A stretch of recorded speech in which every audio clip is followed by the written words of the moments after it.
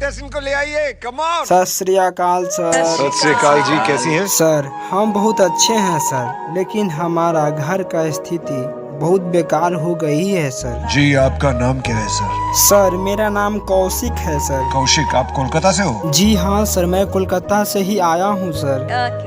आप कितने साल के हैं? क्या है? मैडम जी हम तो 19 साल के हैं। आप 19 साल के हैं? जी हाँ मैडम जी, मैं 19 साल का हूँ और मैं 12th का एग्जाम देकर मैं यहाँ पर आया हूँ। आप 12th का एग्जाम देकर आए हो? इतने छोटे हैं? Oh my God. ये मंच कितना इम्पोर्टेंट है तुम्हारे लिए, सच्ची बताना और खुल के बताना। सर यह मंच हमारे लिए कितना इम्पोर्टेंट है मैं किस प्रकार से बताऊं सर, क्योंकि जितना बताऊंगा ना वह शब्द ही कम पड़ जाएगा सर। क्यों?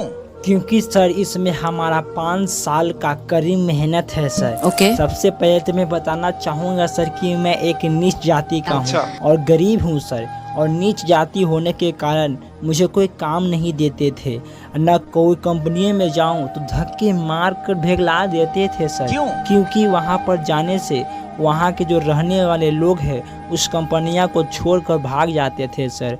वहां का जो कंपनी का मालिक रहता था वो भी बोलते थे कि तुम्हारे रहने से हमारा कंपनी ठप पड़ जाएगा, बर्बाद हो जाएगा सर।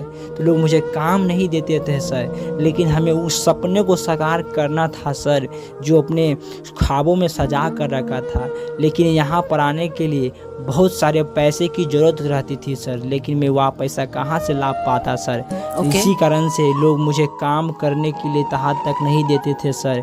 मैं उस सपना को साकार करने के लिए मैं हद से ज़्यादा बहुत कड़ी से कड़ी मेहनत करता था सर।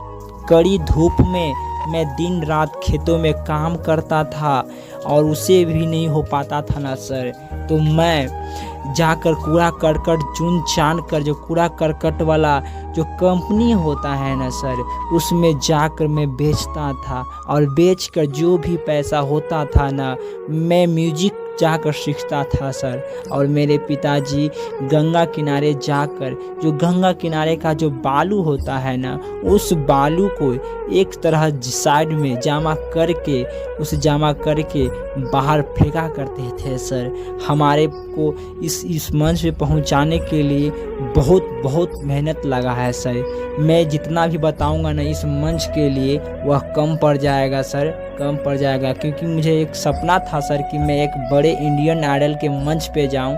मुझे विश्वास नहीं हो रहा है सर कि मैं आज इस इंडियन आइडल के मंच पे खड़ा हूं सर। आपका ये जो सपना है ना ये एक एक्चुअली इंडियन ड्रीम है, तो हम आपके सपनों को सहूलियत देंगे और आपको आगे लेकर जाना चाहेंगे नेक्स्ट राउंड में। Thank you ma'am, thank you. आप क्या गाने वाले हैं? मैडम जी मैं जब भी इस इंडियन आइडल के मंच पे आया हूँ ना तो बहुत सारे भोजपुरिया गाना गा कर गया हूँ, तो मैं आज सोच रहा हूँ कि मैं अपने माता पिता के लिए कुछ गाऊं। क्यों? क्योंकि सर मैं अपने माता पिता के बहुत कठिन परिश्रम की वजह से मैं आज इस इंडियन आइडल के मंच पे आ पाया हूँ सर।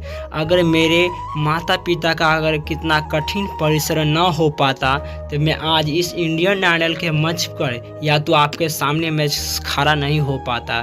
तो इसीलिए मैं गाना चाहूँगा सर, और मेरा मकसद ये भी है कि मैं इस गाने के माध्यम से बहुत सारे लोगों को यह बताना चाहता हूँ कि माँ बाप के अलावा इस दुनिया में अपना कोई नहीं होता है। क्या बात है यार, वाह! जो कारीगरी है वो ये है और ये दिखाओ, चलो गाओ।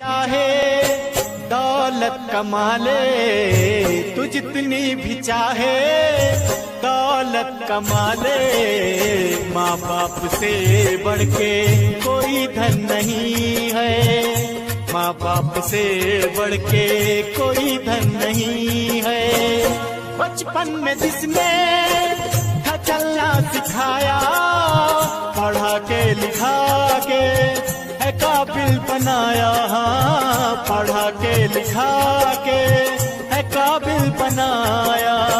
वो बूढ़े हुए जो अकेले हुए वो बूढ़े हुए जो अकेले हुए वो, उन्हें साथ रखने का तेरा मन नहीं है, उन्हें साथ रखने का तेरा मन नहीं है।